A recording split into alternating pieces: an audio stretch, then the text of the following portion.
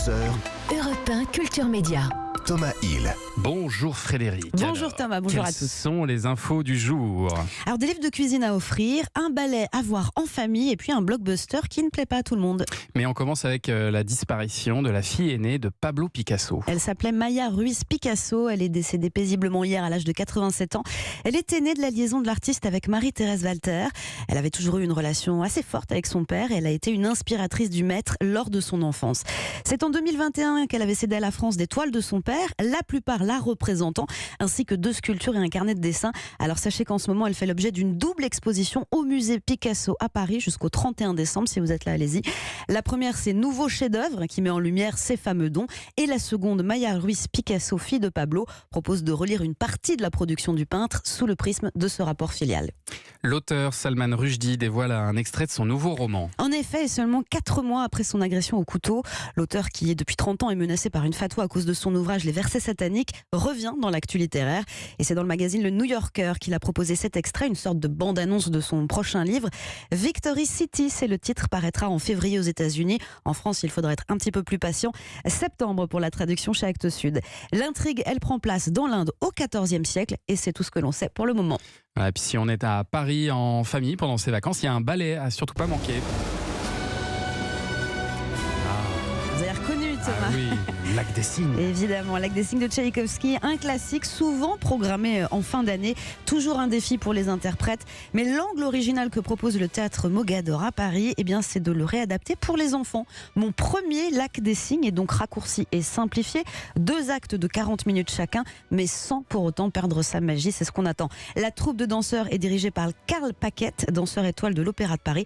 Dépêchez-vous si vous voulez mon conseil, parce que les places elles partent vite. Le blockbuster de James Cameron, Avatar 2, La Voix de l'eau, subirait le boycott d'une partie du public aux États-Unis. Et ce n'est pas nouveau, car lors de la sortie du premier volet, en 2009, souvenez-vous, cela avait déjà provoqué quelques remous. Ce qu'on reprochait au film à l'époque, tout simplement la déclaration de son réalisateur, James Cameron, qui rapprochait le peuple Na'vi des Sioux, et il expliquait en gros que les Indiens ne s'étaient pas assez défendus. Alors aujourd'hui, une partie de la communauté amérindienne dénonce une mécanique raciste dans cette suite.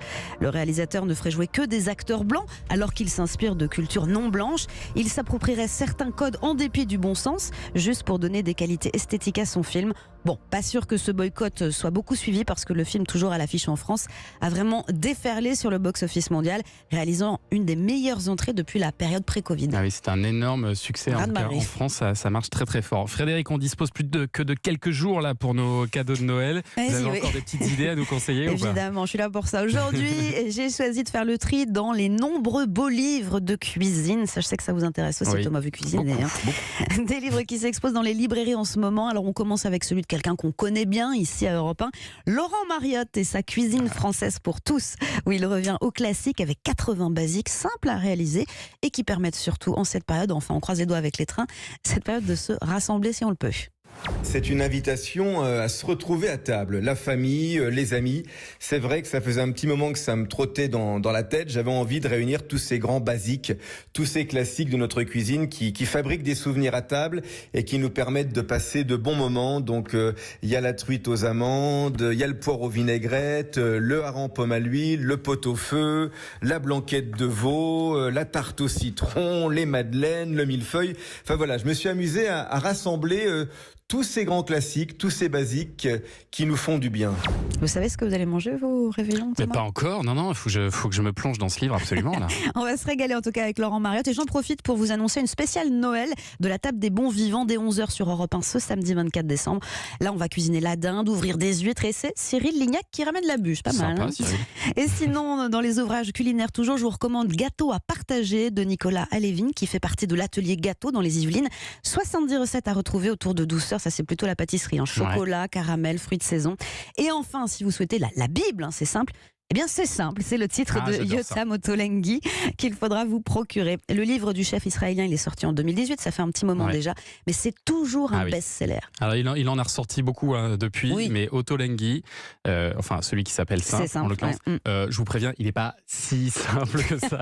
Pour avoir testé quelques recettes, il y a quand même un petit peu de boulot, mais c'est plus simple que ce qu'il fait d'habitude, et c'est en tout cas excellent à l'arrivée. Merci beaucoup Frédéric pour toutes ces bonnes idées.